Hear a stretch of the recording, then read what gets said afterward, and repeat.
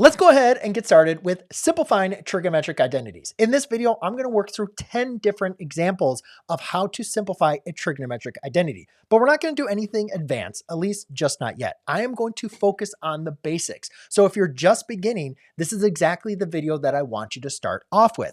Now, before we get into actually simplifying, the main thing that you really need to know is going to be your trigonometric identities: the reciprocal, the quotient, the Pythagorean, even and odd, cofunction identities. So if you don't have a little formula sheet or a textbook next to you, make sure you have one. I also have one for free that you can download.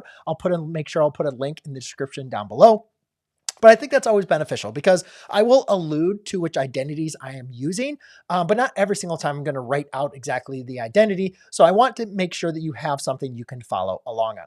All right, let's go ahead and break down some basic trigonometric identities that you can simplify. So therefore you have some confidence to go into those more difficult types of problems. So the first one is going to be the sine of x times the secant of x. All right. Now, in this case, what I'm going to do is I'm going to rewrite the secant using the reciprocal identity. So I can break this down into the secant of x times 1 over the cosine of x. The reason I want to do this is because when I multiply, you can think of sine of x as sine of x over 1. Now I can multiply straight across. That's going to give me a sine of x all over a cosine of x. Using my quotient identities, I can go ahead and simplify this down to a tangent of x. And there you go. That's exactly what I'm looking for when I'm simplifying. I'm trying to simplify our expression down to a single number or single trigonometric function. Let's go and work on another one. In this case, I have the tangent of x times the cosine of x. Now, in this case, you could use the reciprocal identity or you could use the quotient identity. But the reciprocal identity is not going to help me for tangent, right? If I rewrite tangent as 1 over cotangent, nothing's going to divide out, right? When you have problems like this, when we're trying to simplify, using the division property, having the same term in the numerator and the denominator is what a lot of times we're going to be looking out for. So that's not going to help me out. But if I use the quotient identity and I rewrite tangent as sine of x over a cosine of x, I now notice I have a cosine of x in the numerator and a cosine of x in the denominator. So now I can apply that division property and I'm just going to be left with a sine of x. Now let's go and take a look at one that's going to be already a fraction. So in this case, I have a sine of x all over a tangent of x. Now, one thing that's important, ladies and gentlemen, is when we want to get rid of a fraction, there's two ways we can look at this.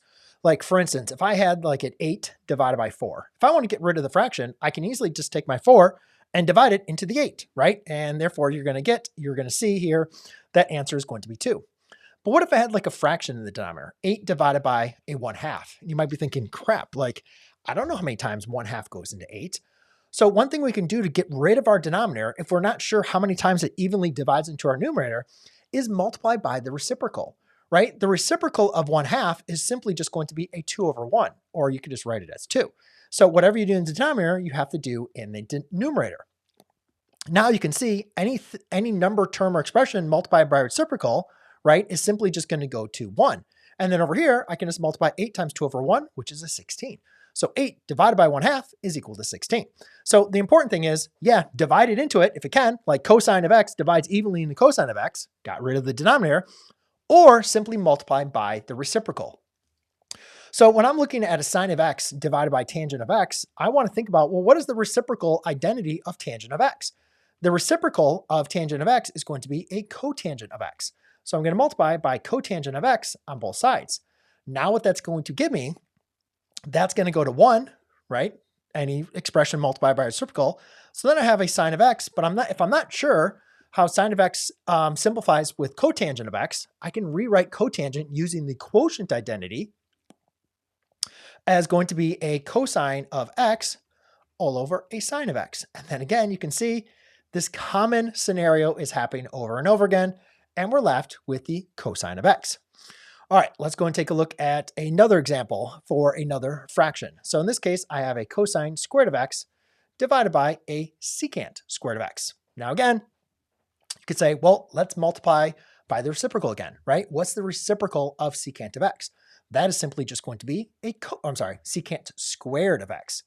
That is going to be a cosine squared of x. Whatever you do in the denominator, you're going to go ahead and do in the numerator. Now over here, we're going to get to 1. Now what is cosine squared of x times cosine squared of x? A lot of students will, sometimes get this wrong, but again, just think about it like this, guys. If I had x squared times an x squared, right? What that's simply just going to give me is an x to the 4th. So remember, we write cosine squared, we put the 2 next to the trigonometric function. But in reality, it's really the same thing of this. Cosine of x, quantity squared, times a cosine of x, quantity squared. So again, yes, just like the rules of exponents, when we're multiplying them, we're going to add the powers. So my final answer in this case is going to be a cosine to the 4th power of x. All right, so that was a lot with the fractions. Let's go and do some non-fraction ones. So in this case, what if I have a cosine squared of x times a secant squared of x minus 1? And okay, so what would we want to do on a problem like this? Well, whenever I see trigonometric functions or whenever I see something squared, I immediately am always thinking Pythagorean identities. That's what I always want you to think about. Whenever you see something squared, sine squared, cosine squared, or secant squared, think of your Pythagorean identities. That's why I told you it's so important to be able to have them, to have these written down. So therefore you can see how they, to have these written down. So therefore you can quickly kind of revert to them. But let's just kind of do a quick little review. The one that I definitely need you to know is cosine squared of x plus a sine squared of x is going to equal to a 1. Now, in this case, if I need to somehow create a secant, well, how could I simply just go ahead and create secant? If you remember this one, always remember this one. You can always easily create the other trigonometric identities just by simply dividing by either cosine squared or a sine squared. So in this case, what you'll see is a 1 plus a tangent squared of x, and 1 over cosine is equal to a secant squared of x. Now again, this is your Pythagorean identity in regards to tangent and secant. I'm looking for a secant squared of x minus 1. So what if I just subtract this 1 over on this both sides? You can see I get a tan squared of x is equal to a secant squared of x minus 1. So therefore secant squared of x minus 1 is the same thing as a tangent, which is going to be a sine over cosine if we want to use our reciprocal identity. So therefore a cosine squared of x, and now we're going to multiply this times a tangent squared of x. And then for over here, I can rewrite tangent squared of x as a cosine squared of x divided by a sine squared of x all over a cosine squared of x. And just like a cosine over cosine is going to divide out, a cosine squared of x divided by a cosine squared of x, those are going to divide out as well. And we're just going to leave a final answer of sine squared of x. Now, let me go ahead and put boxes over those because I think I forgot to do that. I don't want you guys to kind of miss those out. Okay, so I did those for all that. All right, for number 6, let's kind of go back here. So what if I had a sine of x all over a 1 minus a cosine squared of x? Now again, the cool thing about here is I have these Pythagorean identities right here, right? So again, if I look at this and I say, how can I obtain this 1 minus cosine squared of x from our Pythagorean identity? So again, I'm just going to rewrite it though, just because I think it's a little bit easier for students to be able to see. So in this case, what you can see here is I can subtract a cosine squared on both sides. Cosine squared of x, subtract a cosine squared of x. And I don't know why I keep on getting this off of the page. I truly apologize. So let's get that right over from there. Let's maybe simplify it down a little bit. Okay, so therefore what that's going to give me now is going to be a a sine squared of x. So I can say a sine squared of x is equal to a 1 minus a cosine squared of x. So I can now replace a sine squared of x here in this denominator. So now I'm going to have the expression sine squared, not sine squared. I'm going to have a sine of x divided by a sine squared of x. Now again, remember, sine squared of x simply just means a sine of x quantity squared, or sine of x times sine of x. So sometimes a better way to be able to write this out would be a sine of x times a sine of x, right? That's what square means. It means be multiplied by itself. Well, again, now I have my division property, I can go ahead and apply. Those are going to divide out. Just remember, there's still a 1 up top there. That does not just immediately go to nothing. So my final answer is not going to be sine. It's going to be a 1 over a sine of x. And hopefully you recognize the 1 over sine of x can be rewritten as a cosecant of x. There you go. All right, now let's go and work into some different types with even, odd, as well as cofunction identities. So what if I had like the tangent of negative x times the tangent of pi halves minus x, okay? Now, ladies and gentlemen, whenever you see the negative of of argument, right? Negative x, negative y, negative theta, you need to know those even odd identities. Whenever you see this pi halves minus x, just make sure you're knowing those even odd identities. The tangent is going to be an odd function, so therefore this can simplify to a tangent of negative, that can be simplified to a negative tangent of x. And the cofunction of tangent is simply going to be a cotangent of x.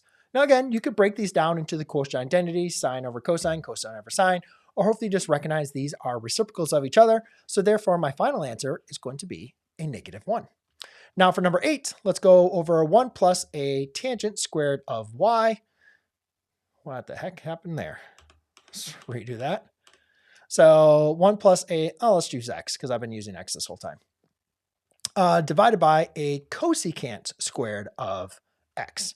Okay, now again, going back to my Pythagorean identities, since I know these so well, I can see a 1 plus tangent squared of x is equal to a secant squared of x, right? So I'm going to rewrite this as a secant squared of x divided by a cosecant squared of x.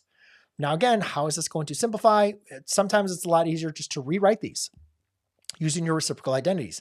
Secant is going to be 1 over a cosine squared of x, and cosecant is going to be 1 over a sine squared of x. Now again, think about this as multiplying by the reciprocal. I keep on running out of room. I apologize. So let's just move this over here. So in this case, what I can simply do is multiply by reciprocal, which is going to be a sine squared of x over 1, sine squared of x over 1. And what am I doing? It's just a sine squared of x over 1. But I said it, but I didn't write it in there. So that would be a sine squared of x over 1. Now I have a sine squared over a cosine squared, which hopefully you recognize is not a tangent. It's going to be a tangent squared of x. All right, let's go into number 9. So for number 9, I'll have a cosecant of x times, what did I have written there? No, cosecant of x, let me see. There we go. Cosecant of x minus a cosecant of x times a cosine squared of x. There we go. That's what I had. And okay. Now in this one, a lot of times we've been working on, applying the division property and dividing terms out and using the Pythagorean identities. One skill that we haven't talked about, which is very common and which happens a lot with simplifying, verifying, and especially solving, which you remember from quadratics, is going to be factoring, right? So when you recognize these, I have these two expressions that are separated by subtraction. I can rewrite this by multiplication by factoring out a common term. Hopefully you recognize their common term is going to be the function cosecant of x. So when I factor out a cosecant of x, I'm left with a 1 minus a cosine squared of x. Now, what does that 1 minus cosine squared of x kind of remind you of? Oh yeah, the Pythagorean identities. And hopefully you have them next to you so I don't have to scroll up. And hopefully you guys can see that equals a sine of x. So now I have a cosecant of x times a sine squared of x. Was that what I was supposed to do? Did I have that? Yeah, I guess I did. Okay. A sine squared of x. Now again, this is going to be, oh yeah, that's fine. So this is going to be a 1 over a sine. So therefore I can write this as 1 over a sine of x times a sine squared of x. Now obviously, again, remember, sine squared can be broken down into sine times sine. So therefore my denominator is going to divide out and then just one of those in my numerator. So I'm just going to be left with a sine of x. Again, let's go ahead and put these all over in some boxes so we can remember what the final one is. All right, last but not least, ladies and gentlemen, and again, this has hopefully been beneficial going over just these basic trigonometric identities that you should know. So the last one is going to be a 1 minus a cosine squared of x, and we're going to have this being divided by a sine of x. This is like the exact same one, but again, it's good review.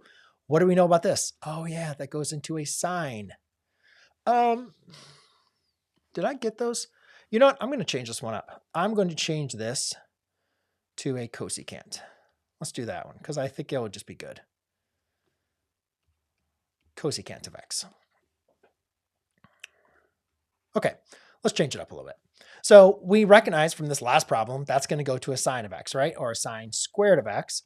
And that's going to be divided by a cosecant of x. Well, remember, cosecant of x is 1 over sine of x. So now in this case, we have a sine squared of x divided by a 1 over a sine of x. Again, want to get that off the denominator. So you're going to multiply by sine of x on the top as well as the bottom. Now again, if we have sine squared times another sine, it's like x squared times x, which is simply going to be an x cubed. But for sine, we have sine squared times sine. That is going to equal a sine cubed of x. So there you go, ladies and gentlemen. Hopefully this video was helpful for you in understanding the way that I like to see simplifying these basic trigonometric identities. But in the reality, these problems are going to get much more difficult. So it's very important to have the foundation that I went over with you in this video. But if you want some practice of being able to do some ones that have multi-steps and multiple identities being applied, then go and check out the links as well as the videos I have for you down in my description, as well as the video I have for you here. Cheers.